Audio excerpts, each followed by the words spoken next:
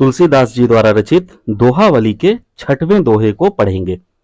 इसके पिछले दोहों को अगर आप लोगों ने नहीं पढ़ा है या तुलसीदास जी के जीवन परिचय को नहीं जाना है तो पिछले वीडियोस को अवश्य देखें, उसका लिंक मैंने डिस्क्रिप्शन में दे दिया है। अब आइए 6वें दोहे को पढ़ते हैं। केवट निश्चर विहग मृग किए साधु सन्मान, तुलसी रघुबर की कृपा सकल सुमंगल खान। सबसे पहले आइए शब्दार्थ को जान लेते हैं। केवट का अर्थ है नाविक। यहां उस नाविक की बात की गई है जिन्होंने भगवान राम को नदी पार करवाया था। निशिचर का अर्थ है राक्षस।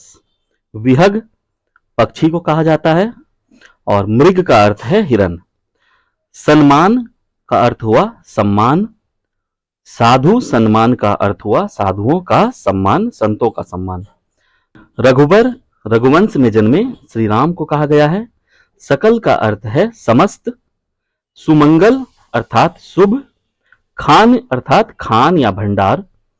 सकल सुमंगल खान का अर्थ हुआ समस्त शुभताओं की खान, समस्त मंगल कार्यों या कल्याणकारी कार्यों का खान या भंडार।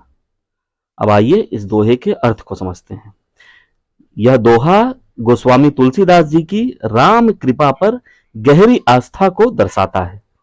भगवान राम की हम सब पर जो कृपा है उसके प्रति तुलसीदास जी के विश्वास को दर्शाता है। तुलसीदास जी ने यह बताया है कि भगवान राम की कृपा सर्व सुलभ है, अर्थात सभी को प्राप्त है, कोई भी वंचित नहीं होते। भगवान राम की कृपा निष्पक्ष है, निरपेक्ष है, सर्व सुलभ है, सर्व हितकारी है।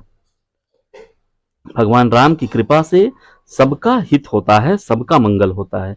इस दोहे में उन्होंने यह बताया है कि भगवान राम ने निम्न वर्ग कहे जाने वाले का, निशिचर अर्थात राक्षस का, पापियों का, पशु पक्षियों का, सबका उद्धार किया और सब पर दया की, सबको उचित सम्मान दिया, संतों का उन्होंने सदैव आदर किया।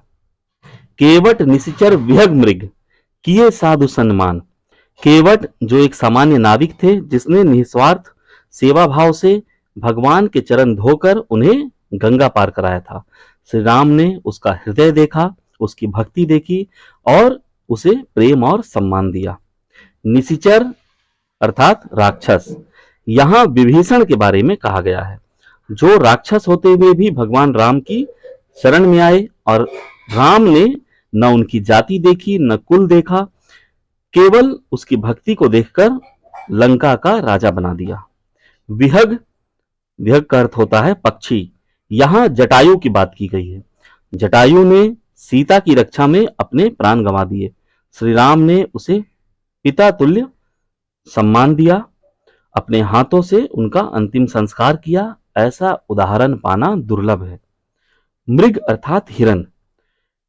मारीच जो मृग का रूप धारण करके आए थे, उसका वध करके राम ने अंततः उनका उद्धार किया। राम की दृष्टि में हर प्राणी में जीवात्मा है। राम वन में सबरी के साथ रहने वाले हिरणों से भी बड़ा स्नेह करते थे। साधुओं का सम्मान। तुलसीदास जी के यह कहने का आशय यह है कि श्री राम का संपूर्ण जीवन संत सेवा और ऋषि मुनियों के आदर में व्यतीत हुआ। उन्होंने वशिष्ठ, विश्वामित्र, भारद्वाज आदि ऋषियों का सदा आदर किया, उनके लिए वे सदा वंदनीय रहे।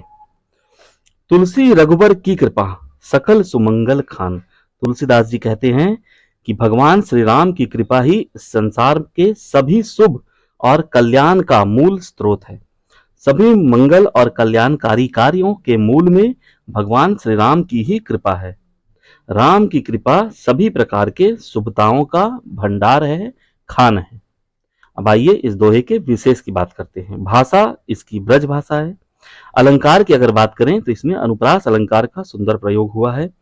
श्री राम की कृपा निरपेक्ष, निस्वार्थ, सर्वसुलभ, सर्वहितकारी और समदर्शी है। भगवान राम का हृदय केवल प्रेम, करुणा और सेवा से जीता जा सकता है। सच्चे भाव से किया गया छोटा सा कार्य भी प्रभु श्री राम को प्रिय होता है।